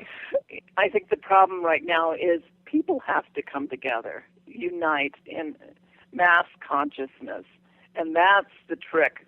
When two or more people are gathered, that's where the power is. Mm-hmm. And when you bring in more people and the mass consciousness, you're going to change things. You're going to create miracles. Mm-hmm. So that's what we need to do. We need to unite. And right now it seems like so many people are divided in everything. And that's what these Illuminati, or whoever you want to call them, the cabal, whatever, they're just stirring the pot. Oh, yeah. They want us in chaos. They want us to be confused. They don't want us to unite because they know how powerful we can be when we do come together. Yeah, I see it as a distraction. It's chaos in motion. But at the same time, don't they say order out of chaos, right? Isn't that a Masonic? Right. True. I guess there's some good guys over there. There are. And they're also associated with the number 13. Right. Yeah. Like I said, 13 is not a negative number. It's a power number. Mm-hmm. And you can use it for good or bad. Right. Just like anything else. Mm-hmm. Exactly. There's polarity to everything. Mm-hmm. Yep. The temptation to do evil, I think, overwhelms people sometimes, especially in certain areas when they have access to things and it becomes a toy, God's toy, their personal God toy, I guess you could call it. Right. I see that a lot also. But, you've been a profound investigator for a very, very long time here. And, I mean, how many years? I think we talked about this before, but, I mean, you've been right there doing investigations for, 30-plus years? I have. That's amazing. Cattle mutilations, I got involved with that during the 70s. And UFOs, because I've had my own experiences with UFOs and people that were involved with it. I did some volunteer work for the Mobius group in Los Angeles, which was really interesting, and that's where I met Ann Druffel. I had,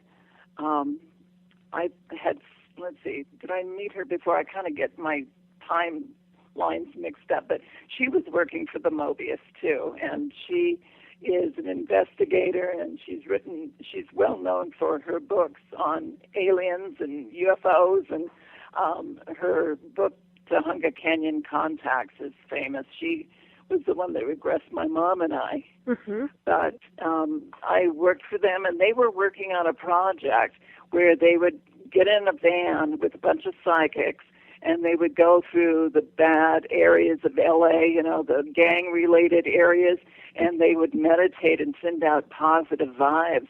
And they were changing things in L.A.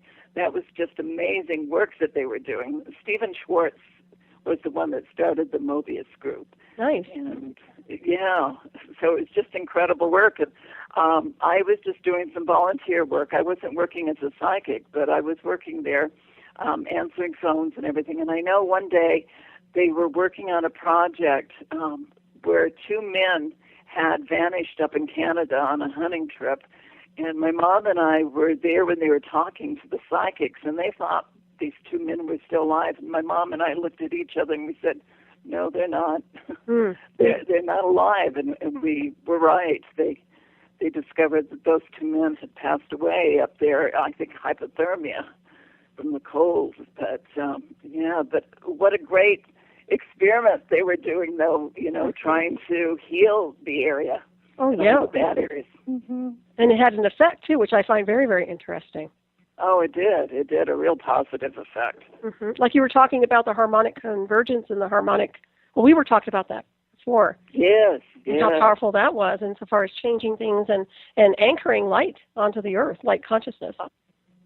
Yeah, it was so amazing. In 1987, all these people around the world came together when they heard about Dr. Jose Arguelles' harmonic convergence. And that was before the Internet. People were gathering together and decided to meditate on this weekend in August. And it changed things. It really did a timeline change, a time shift. Mm-hmm. In fact, shortly after that, I think it was a year or two later, that the Berlin Wall came down. So there were positive effects when people come together like that and unite. Mm-hmm. I'm a firm believer of that also. Yeah, we open up higher consciousness portals and let more higher design connect in, a higher design for sure. Right. Yeah, without a doubt. And I'd like to see that happen again. And we did talk about that. And didn't you say you were putting out a DVD pertaining to that or some kind of a meditation? Well, I wish, I've been thinking about it, and I want to do that. My daughter was going to help me, but we just haven't gotten together to do it yet. So that's something I'd like to do with Fukushima, because there is still just tons of radiation going into our ocean. And it's destroying a lot of the animals, the sea life. I think part of that with the strange things that are going on and the melting of the starfish along the coastline of Oregon and Washington, and even Northern California. All these starfish are dying. And they just don't know what it is. And there's been just a lot of fish. The sardines have vanished. They don't know. Fishermen are going out there and there's no sardines anymore. They just vanished. So something's going on. I agree. 3 years, I was going to say 3 years ago was, Fukushima and the great earthquake. I think it was 9 point something, and the tsunami. But all that radiation has had that time to come over, and now they're saying that they're just now starting to check levels, on the West Coast. And I think, we're already getting that. I think there's a cover-up about that, too. Yeah. It seems like the oceans are dying, if you ask me. They are. Yeah. They are. That's sad, because that's such it's a living organism. It's alive, just like the Earth is alive. So that's very sad to see. Yeah. Solaris, when you think about it, we're the only planet out there with water. Most of our planet is covered in water. Our planet is so unique with everything, and here we are destroying such a beautiful, beautiful living organism, like you said. Everything is connected. Everything is symbiotic. We all kind of live off of everything else, and without one thing, we all don't exist, because, without these, everything is part of the whole. And if we keep destroying everything, we're destroying ourselves. Exactly. It's a domino effect. It's like a snake eating its tail. I mean, and we've talked about that before, too. I mean, it's a cycle that needs to be broken, if you ask me. Right. And I guess we're here to witness that, and perhaps maybe anchor some light here while we're on this planet. And maybe that's a good reminder that anybody who's listening, actually everybody, just remind yourself of your divinity, your spiritual design, and recognize that and honor that, because we can make a lot of changes here. We really could, and can. We can. Without a doubt. We can. And I feel that with prayer and even with ceremony, getting back into ceremony, I spent during the 90s, I was with Native Americans with powwows and vision quests and sweat lodges, and I met some powerful, powerful people like Corbin Harney, who is the spiritual leader of the Western Shoshone Nation. He passed away in 2007, but amazing man, wrote a great book, and he talked about, getting back to the native way of life and honoring everything in nature and Mother Earth, that, we need to speak to Mother Earth. We need to speak to everything, that everything has a spirit and everything hears us and everything feels our vibration. So we have to be a part of that whole again, that special, connection again to Mother Earth. So. I agree. Yeah, and everything has a geometric light language too, and once again that falls into play with the numerology and the numbers, and how everything is significant with numbers. And mathematics.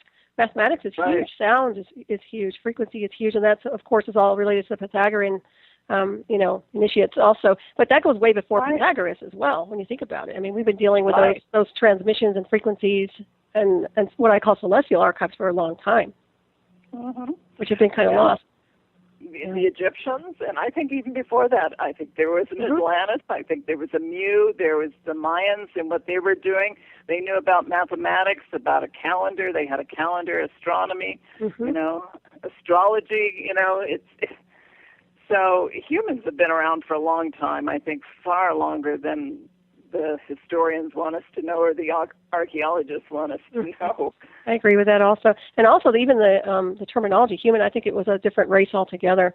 I mean, I think there were some major races and big players that were here on this planet at one time in the illusion of time that haven't, I'm sure it's recorded. However, everything's been, kind of cloaked and hidden.